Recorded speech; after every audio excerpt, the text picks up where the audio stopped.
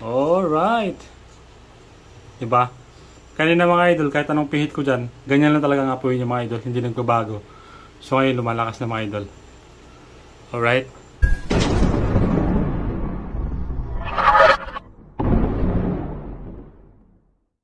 Mga idol, panoorin nyo ang video na gagawin ko mga idol.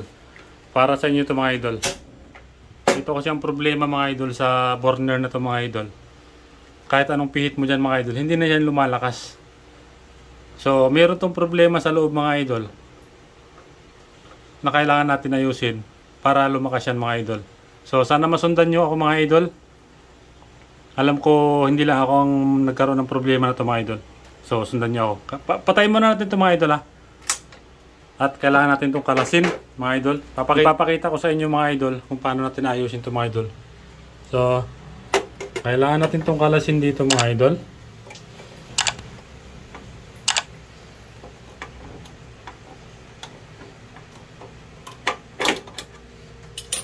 Bunot.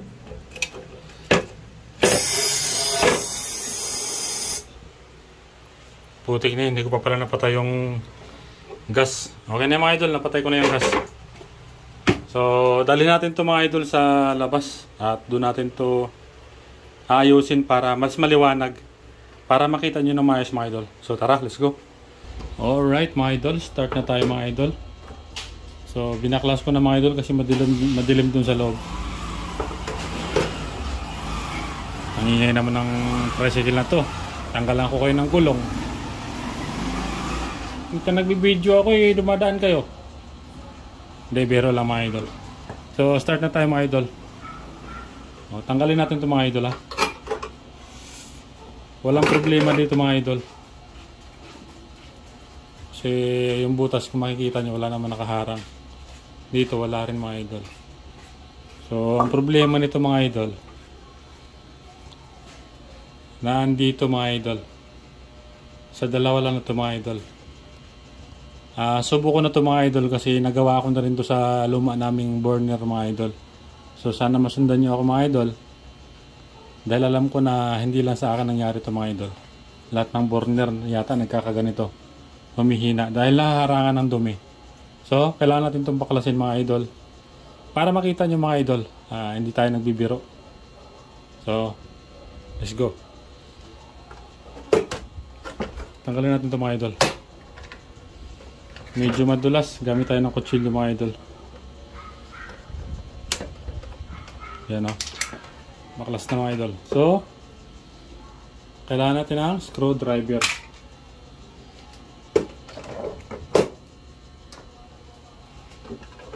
Nagawa ko na ito sa luma namin mga idol. Kaya lang naman ako nagpalit ng burner mga idol. Kasi talagang luma na siya mga idol. Kinakalawang na yung mga ganito niya mga idol, yung mga ano na parang butas-butas o kalawang, hindi na maganda tingnan mga idol, baka matitano tayo. Yan. Ingatan nyo huwag mawala yung mga screw na yan mga idol at hindi na natin may babalik yan pag nawala yan. Alright, so, madali lang to mga idol. Napaka simpleng problema lang to mga idol. Alam ko hindi lahat alam to kung paano ayusin. So sana masundan nyo ako mga idol.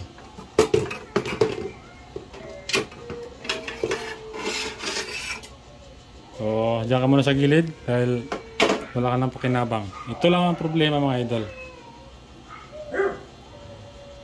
Nandito ang problema mga idol. Kung wala dito, nandito. So, kailangan natin buksan yan mga idol. Gamit tayo ng screw ulit. Screwdriver.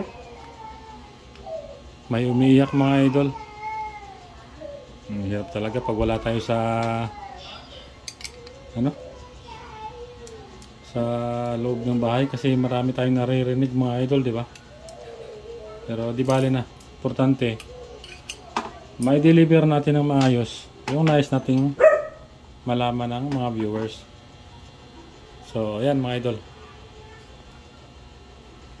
So, walang dumi mga idol yung tubo. Mamaya, hihipan ko rin ito mga idol para mawala. Ayan mga idol. Kung makikita nyo mga idol, madumi. So madumi nga siya mga idol. Para maliwanag, tanggalin natin tong guma mga idol na nakaharang. Yan. Yan o. Napakadumi mga idol. Kita nyo ba mga idol? Yan o. Dami dumi. So gawa natin. Hipan lang natin mga idol at yung brush.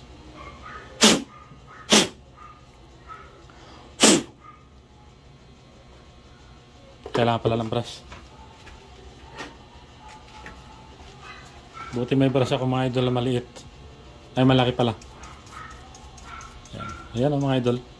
Lumiwanag na siya mga idol.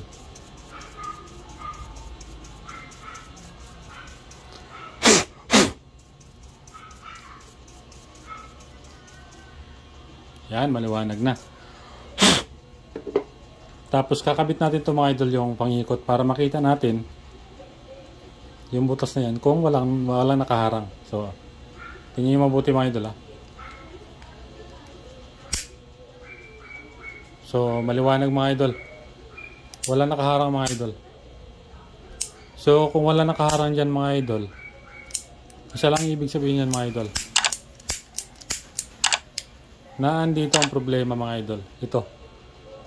Andito ang problema natin. So, para makita nyo mga idol, buksan natin yan. Hindi tayo puro salita. Kailangan nyo makita mga idol para maniwala kayo. Paano ba yan buksan? Ay! Kuha tayo ng long nose, flies, or ano ba? Para matanggal to. Pag tanggal nito mga idol, pihitin nyo lang siya mga idol pa kanan. So, medyo matigas na mga idol ha. Kailangan nyo yung tiyagain to. Ayan. Napahit na mga idol. Yan. Kung wala ang problema dito mga idol, bumili na kayo ng bago. Pero kabisado ko na to mga idol. Alam ko, andito talaga ang problema.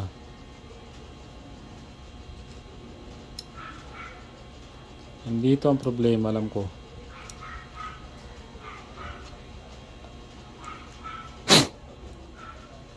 Tingnan nyo mga idol, oh. Walang dumi. So, ito mga idol, wala nang problema to. This is clear. English yun ah. To the moment of truth. Tereren. Ayan mga idol ang sinasabi ko sa inyo. Sana makita nyo mga idol yung dumi. Hindi yung dumi ng kuko ko mga idol ah. Yung dumi ng kuko ko normal yan kasi ano tayo masipag tayo kaya nagkakadumi. So kailangan pala natin gumamit dito ng karayom or ano bang matutulis yan na bagay. Ito alpiler ang tawag sa amin ito eh. Hindi ko alam kung ano sa Tagalog to. Yan o, napakalaking dumi mga idol. Sana makita nyo mga idol. Yan o. Nako, napakalaking dumi mga idol o. Yan ang dahilan mga idol. Yan ang dahilan kung bakit walang pumapasok na gas dito gaano. O, napakalaki mga idol o. Kita nyo ba? Yan yung nakaharang sa butas mga idol. Napakalaking dumi oh. Ano siya mga idol eh. Oh, napakalaki. So solve ang problema mga idol. Yung pala ang problema. Yan, wala na siya nakaharang mga idol. Hipan na lang natin mga idol ha. So yun ang problema. Oh, kung makikita nyo mga idol, tagos na yung butas. Kita nyo ba? O, wala na nakaharang mga idol. O, yan. Diba? Ibig sabihin, wala na siya nakaharang. So, wala na. Lalakas na nga po yun ito mga idol. Tingnan natin mga idol pag sindi natin mamaya kung okay na ba. So, babalik na natin mga idol.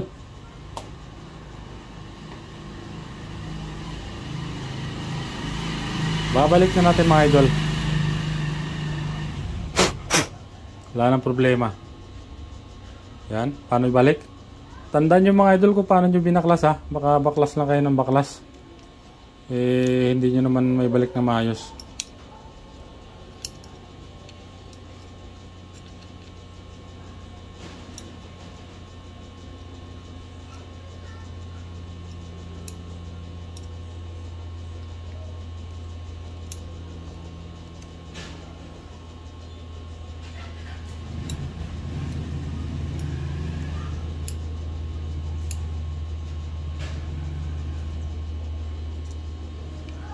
Tapos, higpitan natin mga idol para walang singaw.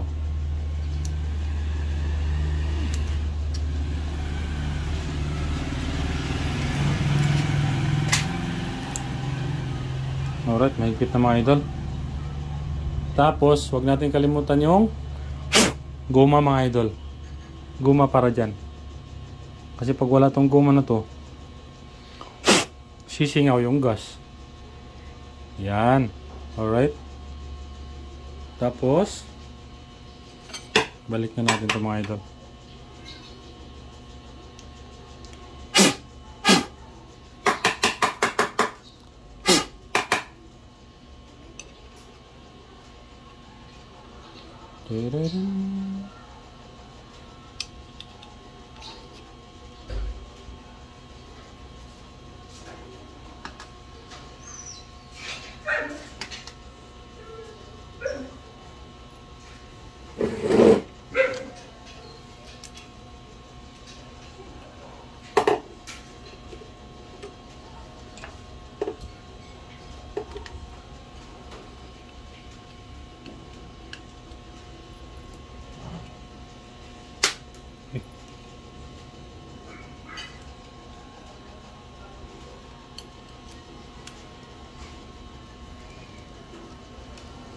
Higpitan lang natin na mabuti mga idol para walang singaw.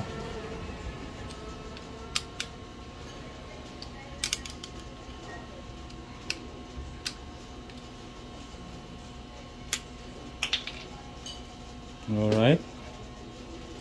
Tapos, dito ka na ulit kasi kailangan na kita. Balik natin dito mga idol. Suot lang natin dyan.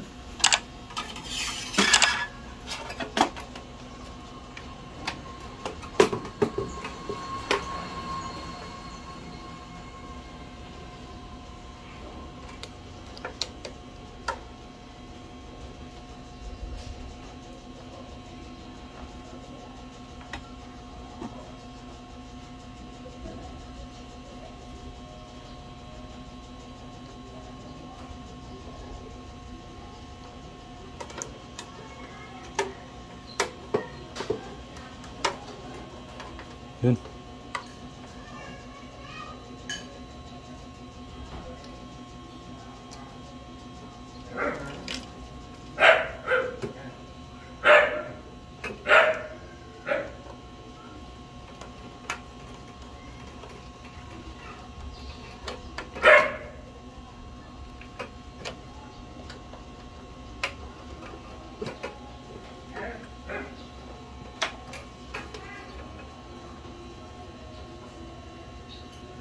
Ayan.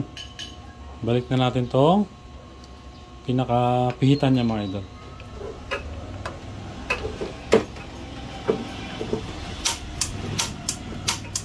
Alright.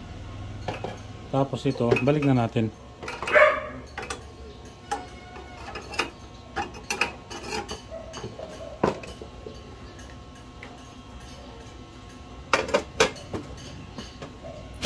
Alright. So, kakabit na natin to sa gas mga idol para makita natin yung apoy. Let's go. Alright mga idol. Kabit na natin mga idol.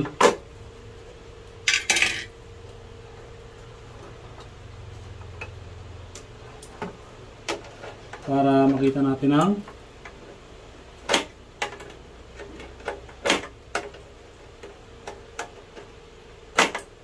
higpitan natin mabuti mga idol ha. Hindi ito pwede maluwag, kailangan mahigpit.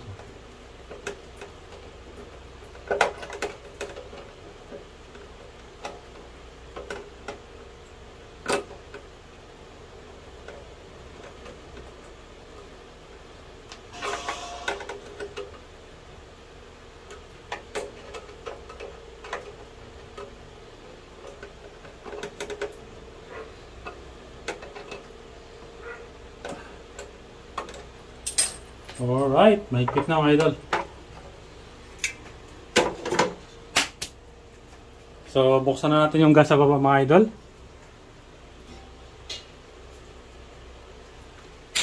To the moment of truth mga idol. Ito na.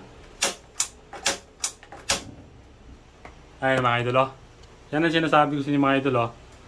Yan, pwede na siyang hinaan. Pwede na siyang hinaan. Pwede lakasan. Diba mga idol? Alright.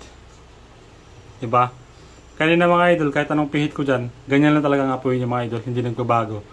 So ngayon, lumalakas na mga idol. Alright. Sana nagustuhan yung gawa nating video mga idol. At kung pwede mga idol, pa-like naman ng video na to mga idol. Pa-subscribe. At huwag mo na rin kalimutang i-share mga idol. Para marami tayong matulungan mga idol. Hanggang dito lang ang video ko mga idol. Maraming salamat. Sana nakatulong ako. Peace out.